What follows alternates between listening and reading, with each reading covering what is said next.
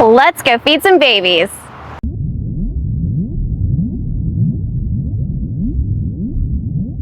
Hi, my name is Jamie and I'm the executive curator here at the San Antonio Aquarium. Today I'm going to show you an inside look on how we take care of our baby lemurs and kangaroos. So I start my morning off by making bottles. It may sound weird, but I use a pea cup. It makes the job a lot easier when you're mixing formula. I'll put the appropriate amount of formula into each specimen cup. Well, pea cup, it's the easier way to call it. And baby lemurs will actually use infant formula made for premature human babies. Now, kangaroos, they actually have a specialized milk replacer that is designed just for macropods. And macropods are basically kangaroos, wallabies, and those sorts of animals.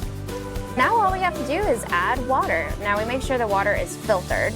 And once we add warm water, we will cap it, shake it up, pour the kangaroos into a bottle, and while the lemurs, we will syringe from the cup itself. When taking care of babies, it's super important to be careful because these guys are actually super fragile. One thing that can really help care for them is making sure you have the appropriate nipple for the species you're caring for. Baby brown lemur troop is actually named after characters from Avatar. This is Appa, and Appa absolutely loves hugs. Really hard, right? Because I love getting hugs from him too. Now, Appa is actually currently in the middle of harness training. It's going great. He actually doesn't even notice the harness is on. All he cares about is that he is with a person. This is Aang and Toph. They're technically twin brothers. They are right now 12 weeks old. And the way you can tell them apart is the coloration on their faces. Toph here has more gray on his face, Aang has a darker face. These guys are attached to the hip. They're actually almost like glued together. They go everywhere together.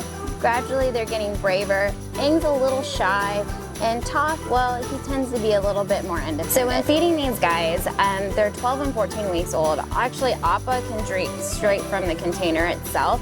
Aang, I kind of make sure he's a little shy guy that needs some extra attention to make sure he gets as much as he can get.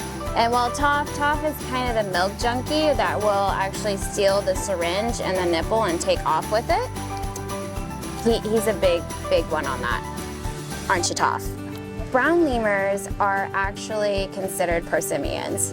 They are technically a primate, but prosimians is what you basically classify lemurs as. So they're not monkeys at all. They are native to Madagascar, well, indigenous, so that means that they can only be found in Madagascar. Unfortunately, lemurs as a group, as a whole, their kind is actually the most threatened as far as extinction is concerned for any other primate species or group, really. Now, one thing that's really my favorite cool fact about brown lemurs, they actually are my favorite lemur species, is majority of lemurs are, here's Toph again, stealing the nipple. Majority of lemur species are female dominant, so that means it's female matriarch, females rule. Brown lemurs, however, are co-dominant, meaning that there is no one leader. So I like to call them the hippie lemurs. Peace and love. So at this stage, we do weigh them every single day. So right now it's 426, 425. Good job, Aang, you're growing. So we always make things their choices. So he willingly stepped up on here. Of course, he's getting treats.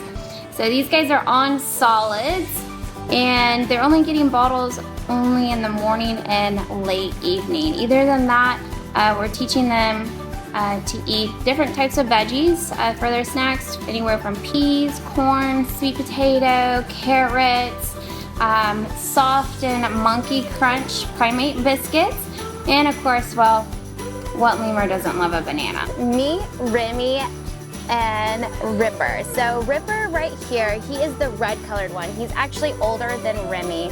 Remy is 7 months old, and Ripper here is 8 months old.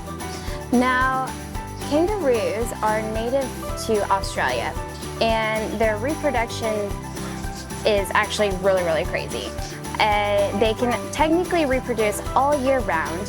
However, a male will have a two-headed reproductive organ to meet two of the openings that a female has. So two openings are for fertilizing an egg, and the other opening is to actually give birth. Now, it's crazy to think that these guys are like almost a year old, but when baby kangaroos are born, they're actually the size of a jelly bean, and they crawl into the mother's pouch, and they don't even leave the pouch until they're about 6 months old, really. And they will be with mom until about a year and a half. So these guys will spend a lot of time in a pouch because we do take care of them in the pouch. And well, right now they get about 3 bottles a day, and they are technically on solids right now.